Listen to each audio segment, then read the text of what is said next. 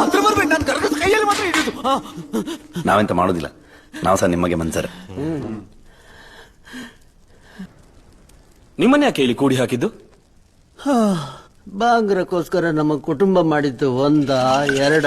ರಾಜ ವಿಜಯೇಂದ್ರ ಅರಮನೆ ಕಟ್ಟಿಕೊಡಿ ಅಂತ ಕೇಳಿದ್ರು, ಕೊಟ್ಟೆವು. ಅವ್ರ ಮಗ ಸೆರೆಮನೆ ಕಟ್ಟಿಕೊಡಿ ಅಂತ ಕೇಳಿದ್ರು, ಅದು ಸಹ ಕಟ್ಟಿಕೊಟ್ಟೆವು. ಆದ್ರೆ ಅದೇ ಸೆರೆಮನೆಯಲ್ಲಿ ನನ್ನನ್ನೇ ಕೂಡಿ ಹಾಕ್ತಾರೆ ಅಂತ ಕನಸು ಮನಸ್ಸಿನಲ್ಲೂ ಎನಿಸಿರ್ಲಿಲ್ಲ. ಸಂಕಪ್ಪ ಯಾರಪ್ಪ? ಆ ದರಿದ್ರದವ ನಾನೇ. ಸಂಕಪ್ಪ ದೇವ್ರೇ, ನಿಮ್ಮ ಕಾಲು ಮುಟ್ಲಿಕ್ಕೆ ಸಿಗ್ತೀರಿ ಅಂತ ಕನಸು ಮನಸ್ಸಲ್ಲೂ ಎಣಿಸಿರ್ಲಿಲ್ಲ. ಬಾಂಗ್ರದವರು ಸಹ ಮೊದಲು ಇದನ್ನೇ ಹೇಳಿದ್ದು. ಅದಿರ್ಲಿ, ನಿಮ್ಮನ್ನ ಇಲ್ಲಿ ಹಾಕಿದೆ ಅಂತಕ್ಕೆ? ಅರಸರ ದೋಣಿ ಮಾಡಿಕೊಡಿ ಅಂತ ಕೇಳಿದ್ರು, ಮಾಡಿಕೊಟ್ರಾ? ಕೊಟ್ಟೆವು. ಅದನ್ನು ಪರೀಕ್ಷೆ ಮಾಡಬೇಕು ಅಂತ ಆಪ್ತ ಸೈನಿಕನನ್ನು ದೋಣಿಯಲ್ಲಿ ಕೂರಿಸಿ ನದಿ ಮಧ್ಯಕ್ಕೆ ಕಳಿಸಿದ್ದು.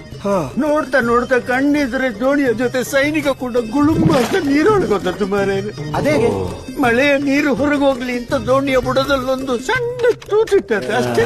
ಆದ್ರೆ ಅದೇ ತೂತಲ್ಲಿ ನೀರು ಒಳಗೆ ಸಹ ಬರ್ತದೆ ಅಂತ ಆಗ ನನಗೆ ಅಂದಾಜೇ ಆಗಿರ್ಲಿಲ್ಲ. ಅದು ಕೇಳದು, ಕುಡಿದು ಕೆಲಸ ಮಾಡಬಾರ್ದು, ಕೆಲಸ ಆದ್ಮೇಲೆ ಎಷ್ಟು ಬೇಕಾದ್ರೂ ಕುಡೀರಿ, ತೊಂದ್ರೆ ಇಲ್ಲ. ಅದರಿಂದ ಸೈನಿಕನಿಗೆ ಒಳ್ಳೇದೇ ಆದದ್ದು. ಆದ್ರೆ ಆ ಬಿಕಿನಸಿಗೆ ನೆನಪಬೇಕಲ್ಲ. ಅದೆಂತ ಅದು? ನದಿ ಬದಿಗೆ ಒಂದು ಊರುಂಟಲ್ಲಿ. ಸಮುದ್ರ ಬದಿಯಲ್ಲಿ ವ್ಯಾಪಾರ ಮಾಡೋ ಜಾಗ, ಬಂದರು. ಬಂದ್ರ ಅಂತ